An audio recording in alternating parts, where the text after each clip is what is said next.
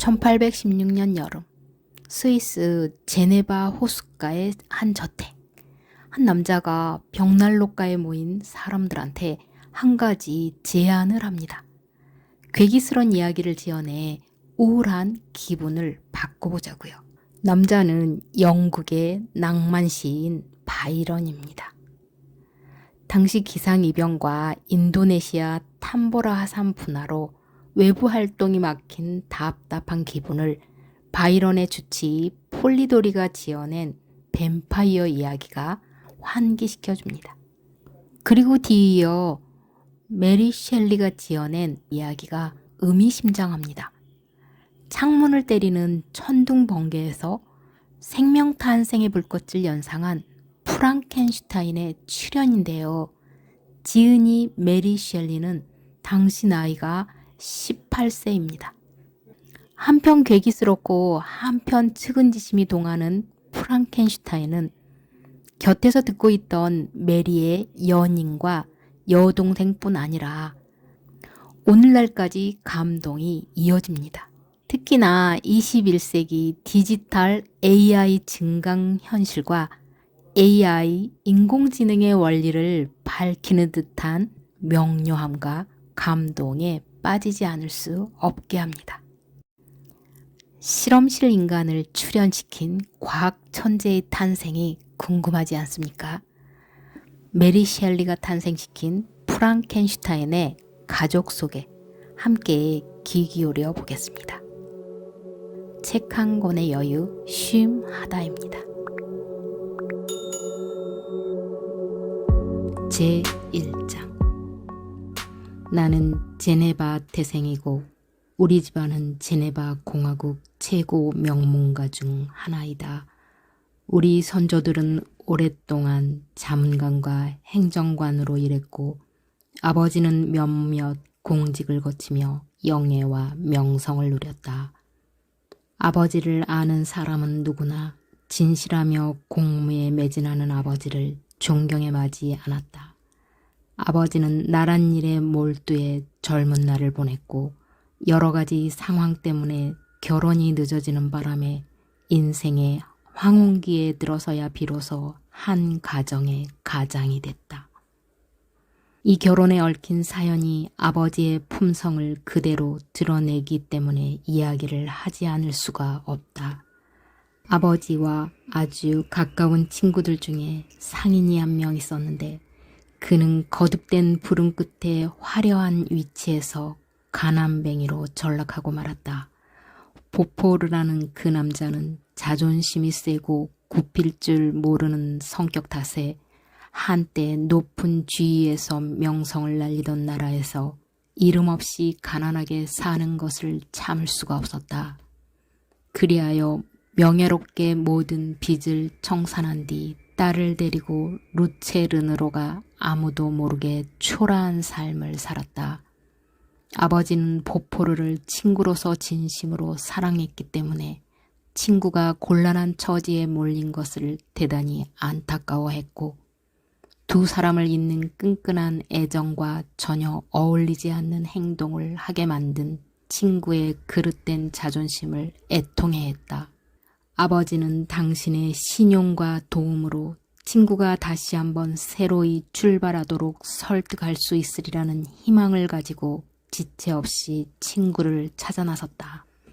보포르가 너무나 빈틈없이 자취를 감췄기 때문에 그의 거주지를 알아내는데 10달이나 걸렸다. 아버지는 기뻐하며 친구의 집이 있는 로이스강 인근 누추한 거리로 서둘러 달려갔다.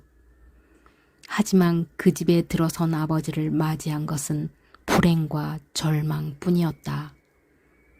보포르는 파산했을 때 아주 적기는 하지만 몇 달은 버틸 수 있는 돈을 건졌다. 그는 그동안에 상인의 집에서 괜찮은 일자리를 얻을 수 있으리라 기대하며 무작정 시간을 보냈다. 하는 일 없이 생각에 잠길 때면 슬픔은 더욱 깊어져 그를 괴롭혔다. 결국 슬픔이 마음을 온통 차지해버렸고 그는 석 달 만에 몸져 누워 아무 일도 할 수 없는 처지가 됐다.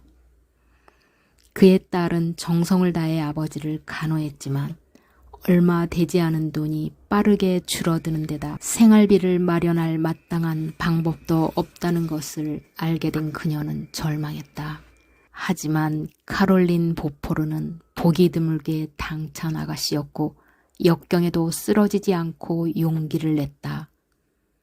그녀는 집을 엮는 일 같은 허드렛 일을 해주고 근근히 살아갈 정도의 수입을 올릴 수 있었다. 그렇게 여러 달이 흘렀고 그녀의 아버지는 갈수록 건강이 악화됐다. 카롤린은 아버지를 간호하는데 전적으로 매달렸고 이로써 점차 일거리도 줄어들었다. 그리고 10달 만에 보포르는 딸의 품에 안겨 세상을 떠났다. 그녀 혼자 빈털털이 고아로 남겨진 것이다. 마지막 충격에 카롤린은 무너졌다. 그녀가 보포르의 관 옆에 무릎을 꿇고 앉아 울고 있을 때 내 아버지가 방으로 들어섰다. 불쌍한 아가씨는 수호천사처럼 나타난 아버지에게 의지하고 보살핌을 받았다.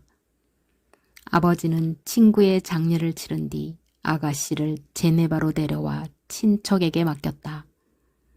그것을 인연으로 2년 뒤 카롤린은 아버지의 아내가 됐다.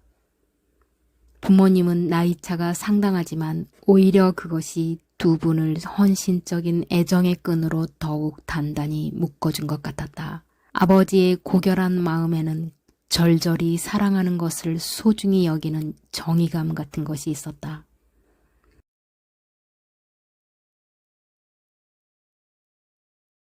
아마도 아버지는 이전에 사랑했던 사람이 그럴 만한 가치가 없다는 것을 뒤늦게 깨닫고 괴로워했던 적이 있는 것 같다. 그래서 시련을 거쳐 입증된 것에 더 높은 가치를 뒀는지도 모르겠다.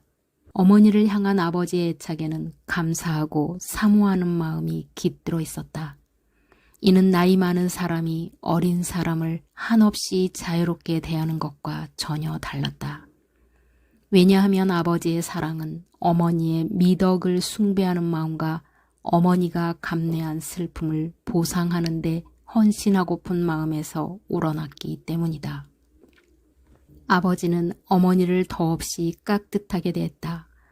무슨 일이든 어머니 뜻대로 어머니를 편안하게 하는 데 초점을 맞췄다.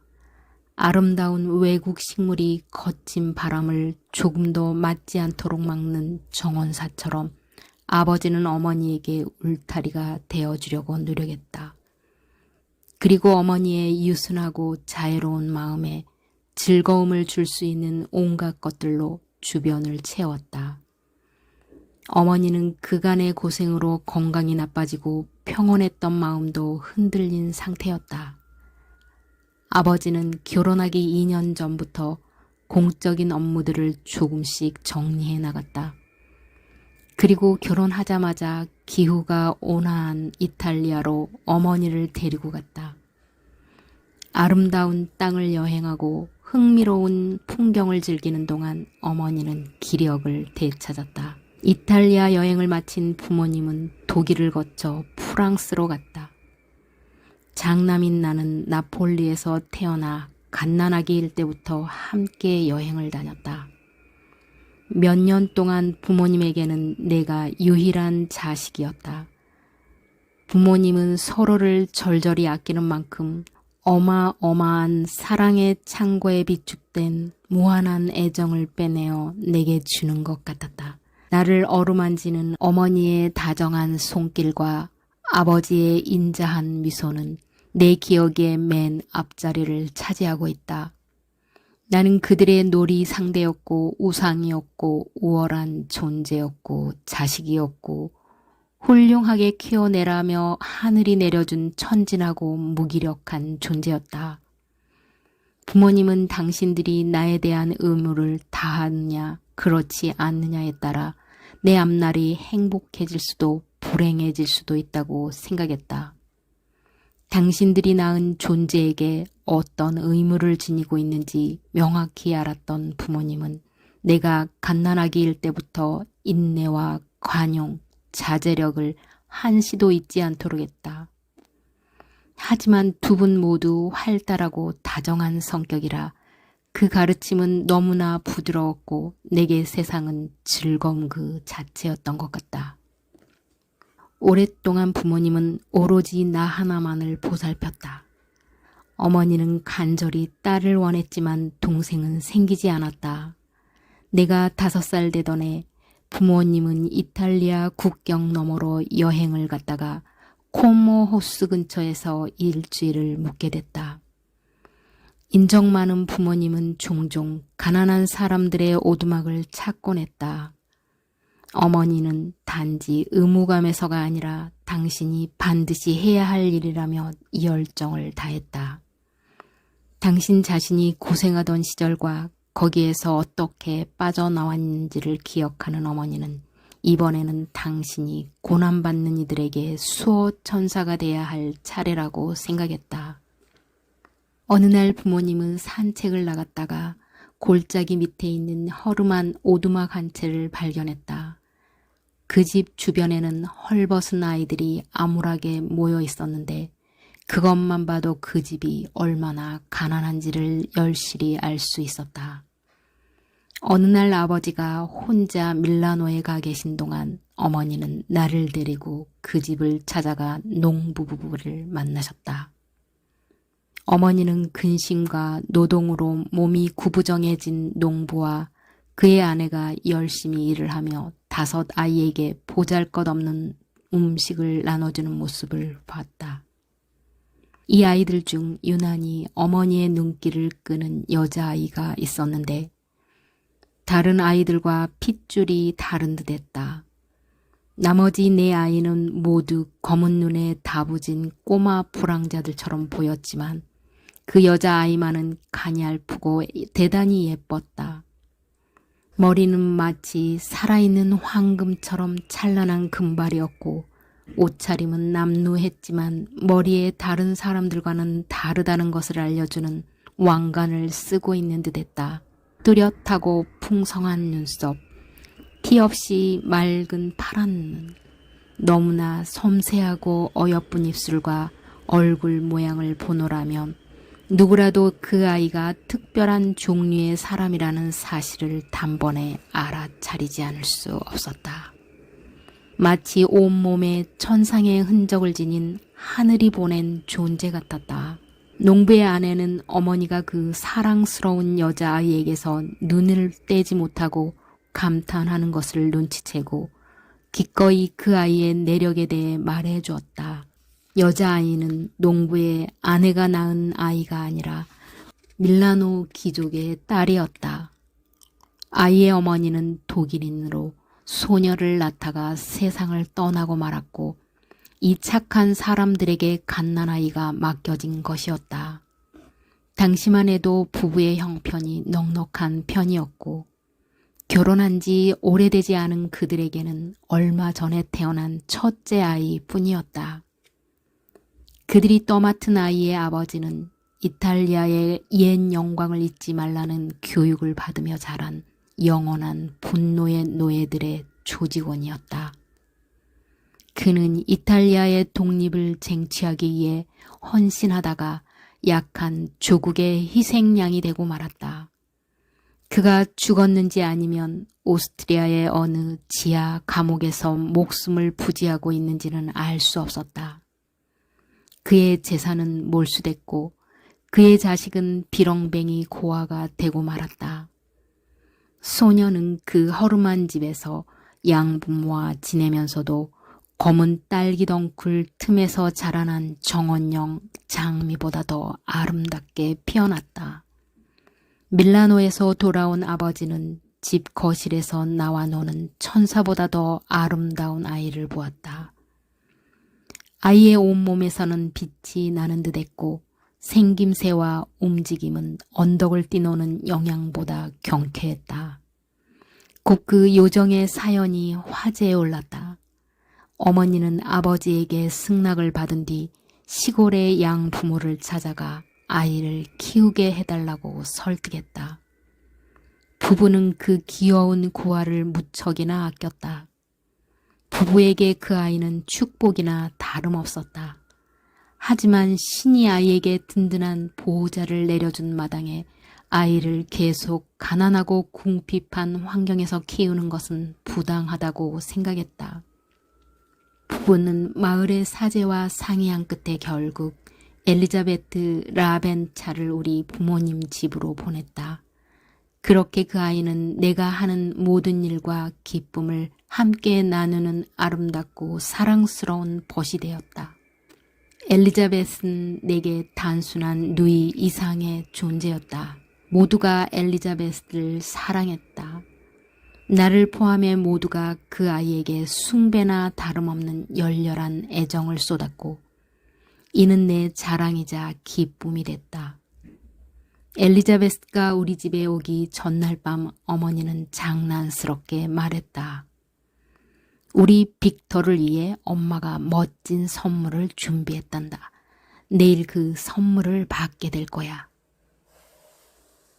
다음 날 어머니가 약속한 선물이라며 엘리자베스를 데려왔을 때 나는 어린 마음에 어머니의 말을 곧이곧대로 받아들여 엘리자베스를 내 것이라고 생각했다. 내가 보호하고 사랑하고 아껴야 하는 내 것. 나는 그 아이에게 쏟아지는 모든 찬사를 내 물건에 대한 칭찬으로 받아들였다. 우리는 서로를 친근하게 사촌이라고 불렀다. 어떤 말로도 어떤 표현으로도 그 애와 나의 관계를 설명할 수 없었다. 누이 이상의 존재, 그 애는 죽을 때까지 오직 나만의 것이어야 했으니까.